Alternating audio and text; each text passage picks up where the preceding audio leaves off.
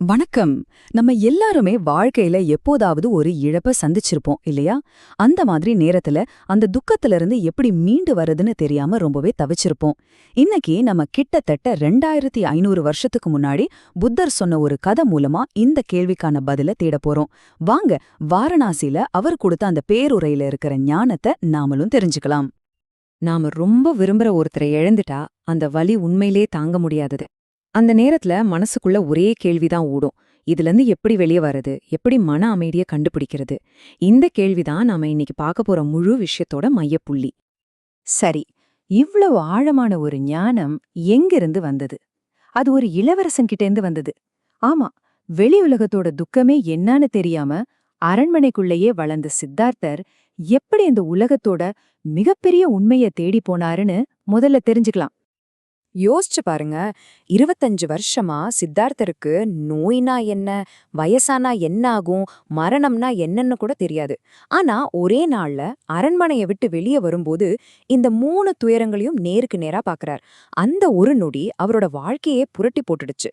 துக்கத்துக்கான காரணம் என்னன்னு கண்டுபிடிக்கணும்னு முடிவெடுத்து அரண்மனையை விட்டு வெளியேறி 7 வருஷம் அலைஞ்சு திரிஞ்சு கடைசியா ஒரு போதி மரத்தடியில ஞானம் பெற்றார். அப்போதான் அவர் விழித்தெழுந்தவர், அதாவது புத்தரானார். புத்தர் கத்துக்கிட்ட அந்த ஞானத்தை ஒரு சாதாரண அம்மாவோட கதை மூலமா ரொம்ப அழகா நமக்கு புரிய வைக்கிறாரு. இப்போ நம்ம அந்த உருக்கமான கதைக்குள்ள போகலாம். கிசா கோதமின்னு ஒரு தாய், அவங்களோட துக்கத்துல இருந்து நம்ம என்ன கத்துக்க போறோம்னு பாப்போம். தன்னோட ஒரே குழந்தைய கையில வச்சுக்கிட்டு அவன் இறந்துட்டான்னு ஏத்துக்க முடியாத ஒரு தாயோட மனநிலைய கற்பனை பண்ணி பாருங்க.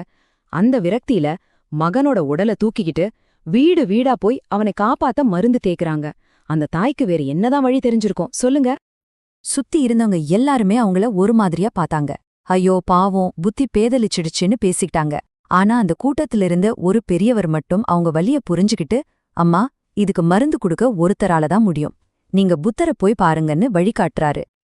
கீசா கோதமி புத்தரோட கால்ல விழுந்து தம் மகனை காப்பாத்த மருந்து கேக்குறாங்க. புத்தர் ரொம்ப அமைதியா சொல்றார், கண்டிப்பா மருந்து தரேன், ஆனா அதுக்கு முன்னாடி நீங்க ஒரு கைப்பிடி கடுகு கொண்டு வரணும். அவங்க சந்தோஷத்தோட சரின்னு சொல்லும்போது அவர் ஒரு சின்ன நிபந்தனை வைக்கிறார். அந்த கடுகு இதுவரைக்கும் யாரும் இறக்காத ஒரு வீட்டிலிருந்து கொண்டு வரணும். எப்படியாவது மகனை காப்பாத்திடலாங்கிற ஒரு புது நம்பிக்கையோட கிசாகோதமி ஒவ்வொரு வீட்டுக் கதவையும் தட்டுறாங்க. எல்லாரும் அவங்க நிலைமைய பார்த்து பரிதாபப்பட்டு கடுகு கொடுக்க முன் வர்றாங்க.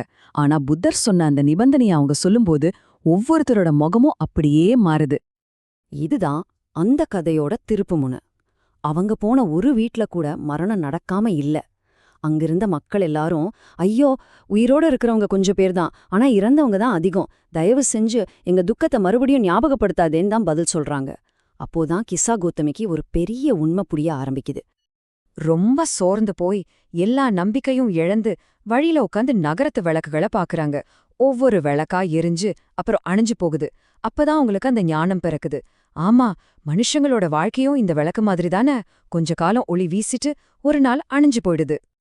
அப்போ அவங்க மனசுக்குள்ளேயே பேசிக்கிறாங்க, நான் மட்டும்தான் துக்கப்படுறேன்னு நினைச்சேன், ஆனா மரணம்ங்கிறது இந்த உலகத்துல எல்லாருக்கும் பொதுவானது, நான் என் துக்கத்துல எவ்ளோ சுயநலமா இருந்திருக்கேன்னு அவங்களே உணர்றாங்க. பாருங்க, புத்தர் நேரடியா எதையும் விளக்கல, ஆனா அனுபவம் மூலமாவே அவங்க அந்த பாடத்தை கத்துக்கிட்டாங்க. கிசா கோத்தமி அனுபவம் மூலமா கத்துக்கிட்ட அந்த பாடத்தை புத்தர் தன்னோட பேருரையில இன்னும் எவ்ளோ ஆழமா விளக்குறார்னு இப்போ நாம பார்க்கலாம். புத்தர் சொல்ற முதல் ரொம்ப அடிப்படையான உண்மை இதுதான், இந்த உலகத்துல பிறந்த யாருமே மரணத்தை தவிர்க்க முடியாது. நம்ம வாழ்க்கை ரொம்ப குறுகியானது, அதுல வலியும் துயரங்களும் கலந்துதான் இருக்கும். இதை ஏத்துக்கிறது தான் ஞானத்துக்கான முதல் படி. இதுக்கு ஒரு அற்புதமான உவமை அவர் சொல்றாரு. ஒரு குயவன் செஞ்ச மண்பானை எவ்ளோ அழகா இருந்தாலும் ஒரு நாள் அது உடையத்தான் போகுது. அதே மாதிரிதான் மனித வாழ்க்கையும், ரொம்பவும் பலவீனமானது, தற்காலிகமானது.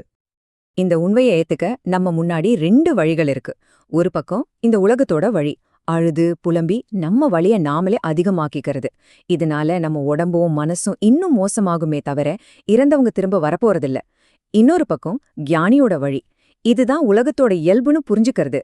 அப்படி புரிஞ்சுக்கும்போது அழுகை நின்னு மனசுல ஒரு அமைதி பிறக்கும். சரி, மரணம் பொதுவானதுன்னு புரிஞ்சுக்கிட்டோம், ஆனா அந்த துக்கத்திலிருந்து வெளியே வர்றது எப்படி? அதுக்கு என்ன செய்யணும்? அதுக்கான வழியையும் புத்தர் ரொம்ப தெளிவா சொல்றார். அமைதிக்கான பாதையில போறதுக்கு முன்னாடி நாம இந்த உண்மைய ஆழமா மனசுல பதிய வச்சுக்கணும். ஒரு அப்பாவால மகனையோ சொந்தக்காரங்களால அவங்க உறவுகளையோ மரணத்திலிருந்து காப்பாத்தவே முடியாது. இதுல யாருக்குமே எந்த விதிவிலக்கும் கிடையாது. அப்போ மன அமைதி அடைய என்னதான் வழி?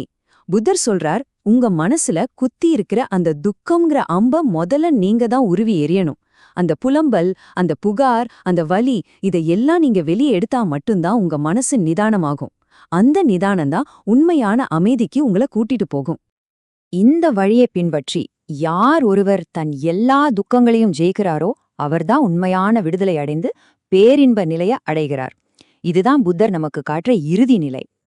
யோசிச்சு பாருங்களே, 2500 வருஷத்துக்கு முன்னாடி புத்தர் சொன்ன இந்த வார்த்தைகள் இன்னைக்கு நம்ம வாழ்க்கைக்கு எந்த அளவுக்கு பொருந்துது? நாம ஒரு இழப்ப சந்திக்கும் போது கிசா கோத்தமி மாதிரி தான் நடந்துக்கிறோமா, இல்ல ஞானத்தோட வழியை தேர்ந்தெடுக்கிறோமா? இத ஒரு நிமிஷம் யோசிச்சு பாருங்க. உங்க பதில் என்னவா இருக்கும்?